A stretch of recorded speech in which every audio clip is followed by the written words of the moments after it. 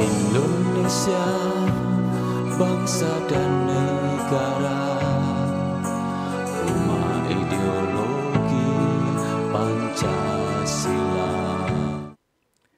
Bismillahirrahmanirrahim. Pemirsa tercinta yang dirahmati Allah, Tuhan Yang Maha Esa, bersua kembali di kanal Hikmatologi. Monolog sederhana mengajak diri kita masing-masing berpikir, kian melembut, cerdas, dewasakan hati nurani. Berdasar kitab suci agama kepercayaan yang kita yakini, tentu saja menjunjung nilai luhur Pancasila di dalam kehidupan berbangsa, bernegara adalah keniscayaan sehari-hari. Pemirsa yang dirahmati oleh Allah, Tuhan Yang Maha Esa, kami bukan kebetulan jika menulis syair atau sabdana yang ke-17.000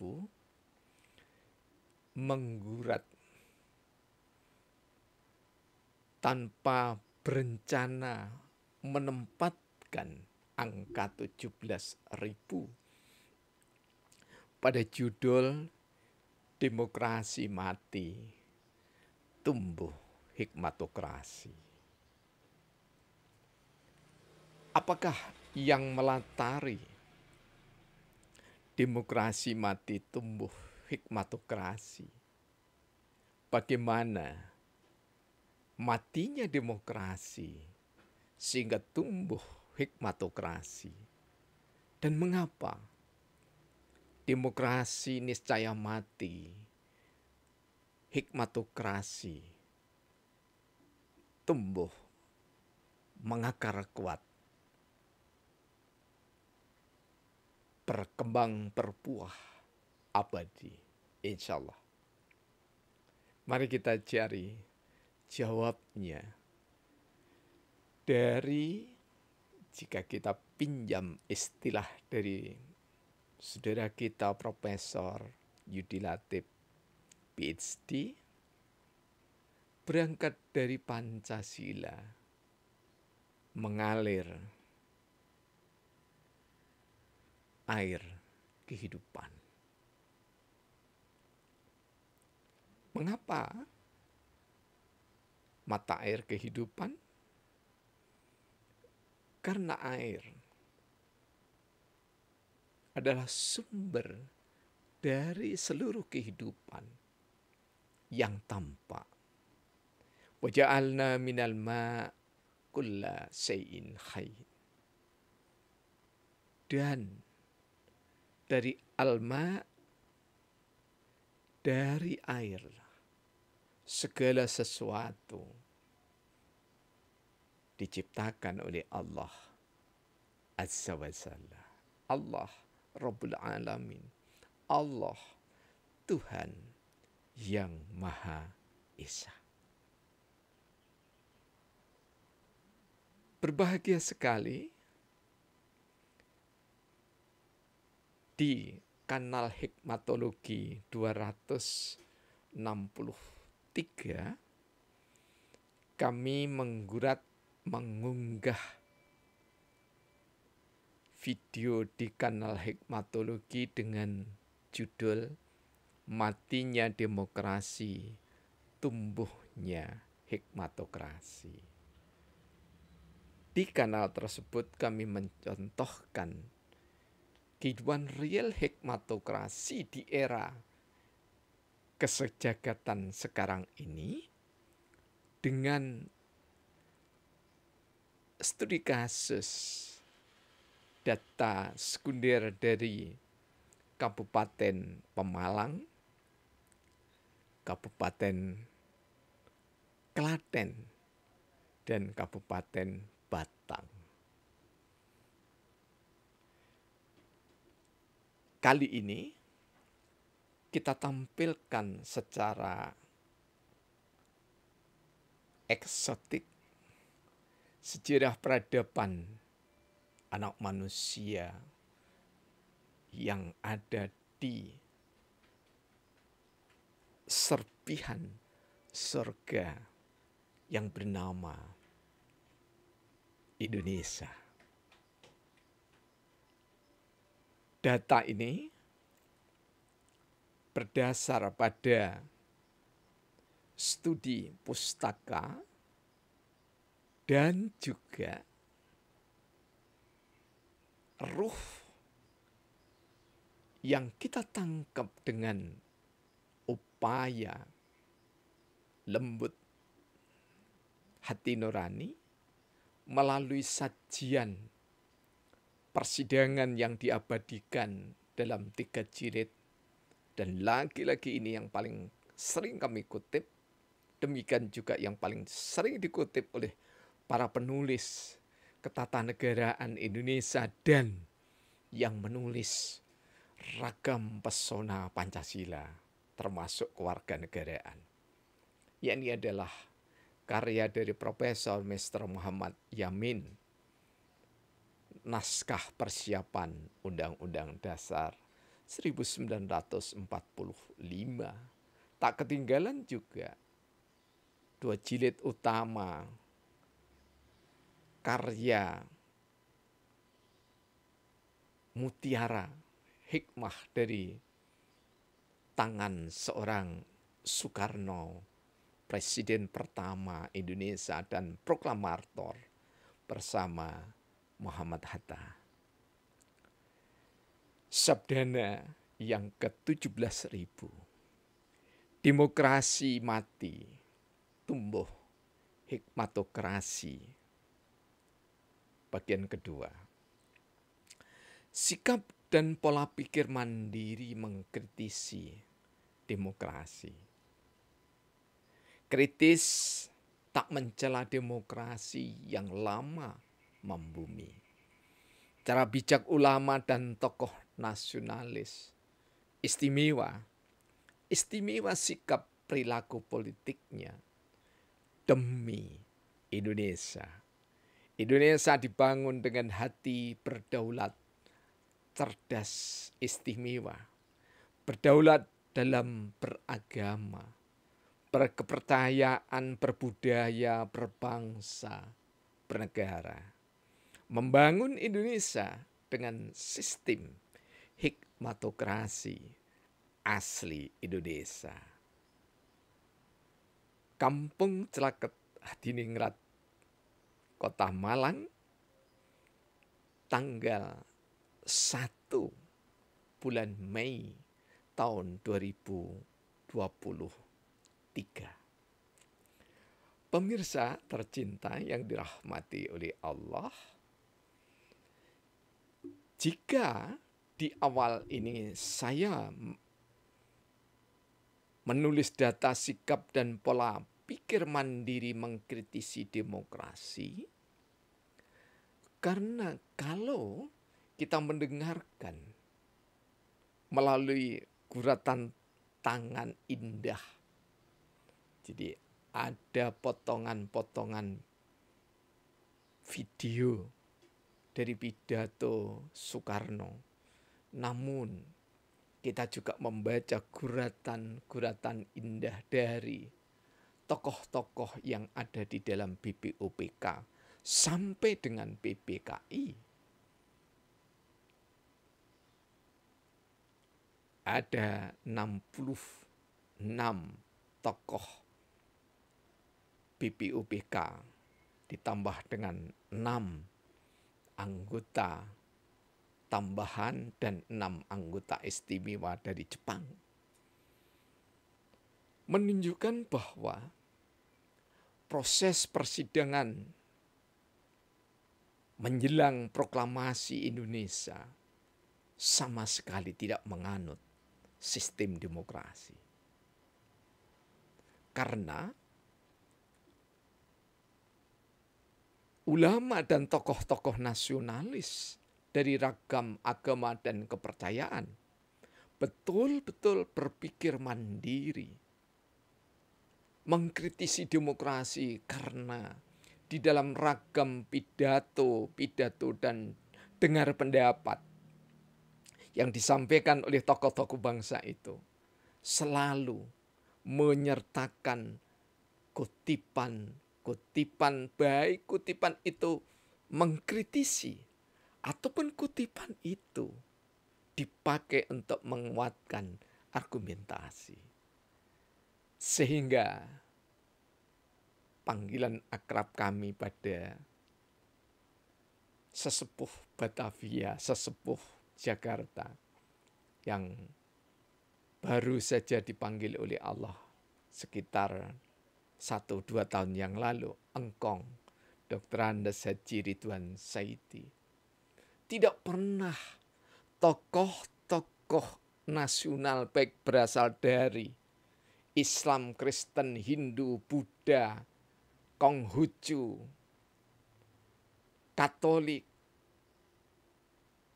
kepercayaan atau penghayat kepada Tuhan Yang Maha Esa, kecuali selalu dan selalu mensitir pendapat-pendapat ahli.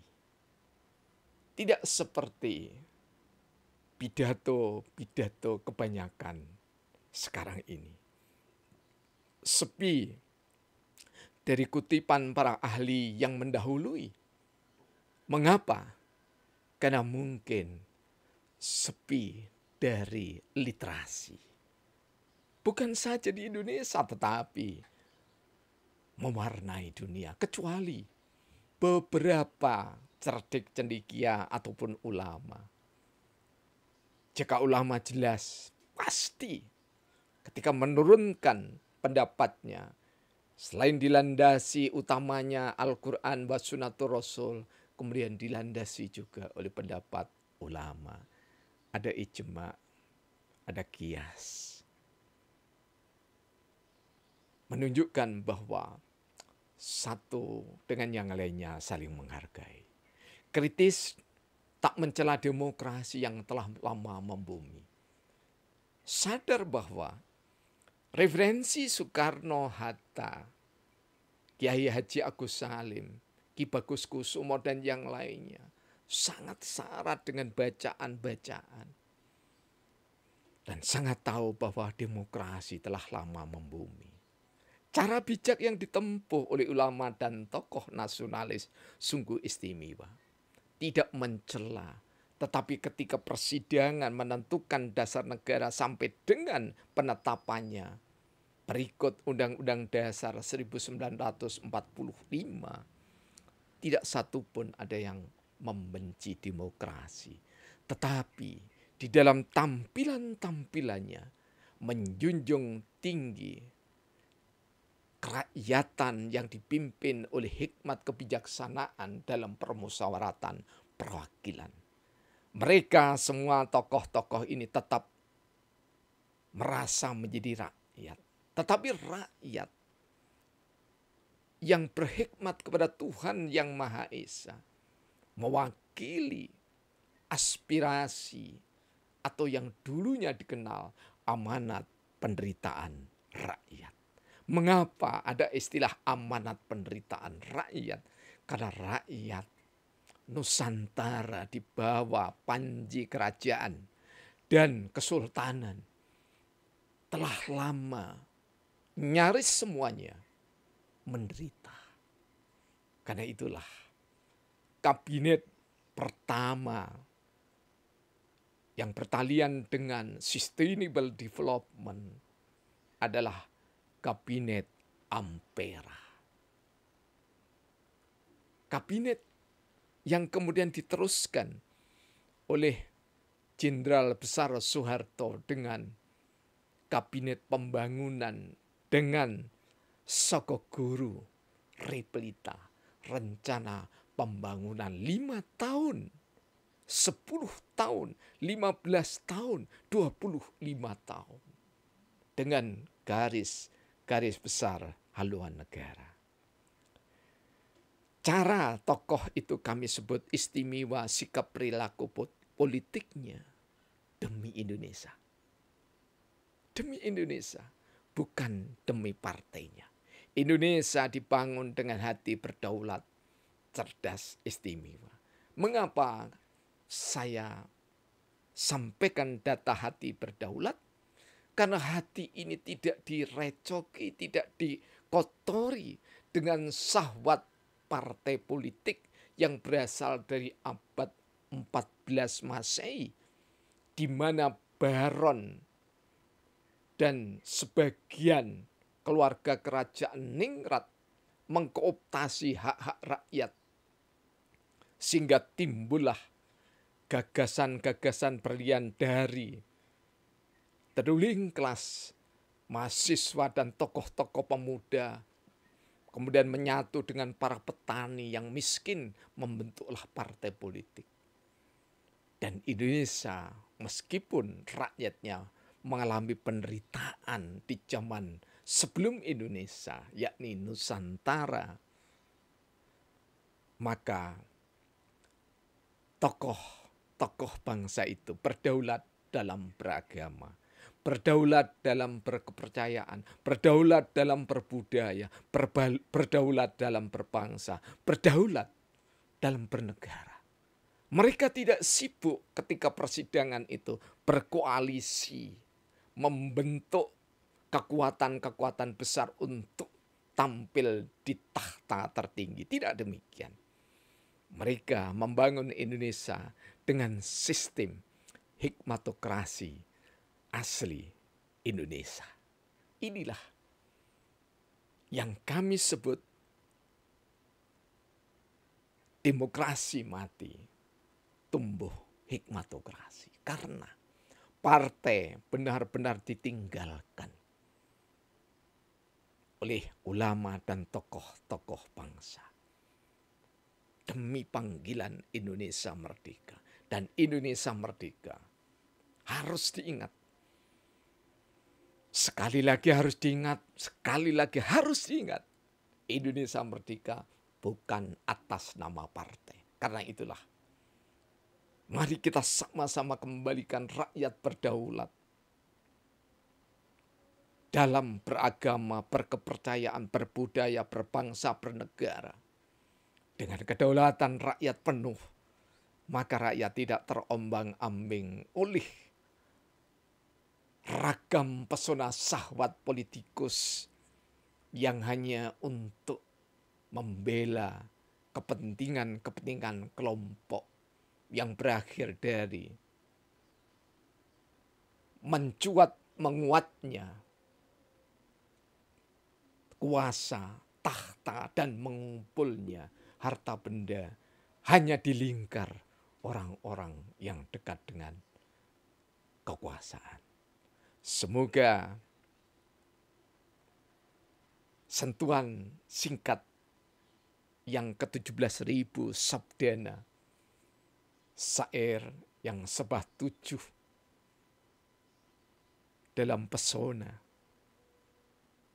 7 kata, 7 baris, 7 judul, 1 tema, mampu untuk melecut utamanya generasi muda, sehingga Pancasila benar-benar tidak sekedar slogan, tapi Pancasila teraktualisasi di tingkat teori. Karena adanya teori, sebab praktek sudah ada. Terima kasih. Semoga Allah Tuhan Yang Maha Esa senantiasa memberkahi kita semua bangsa Indonesia. Sehingga tahun 2024, tahun politik bukan tahun saling caci maki dan mendengki sebelum maupun sesudahnya.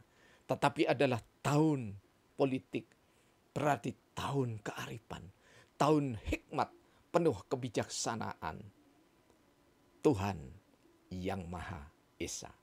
Alhamdulillahirabbil alamin. Yang mampu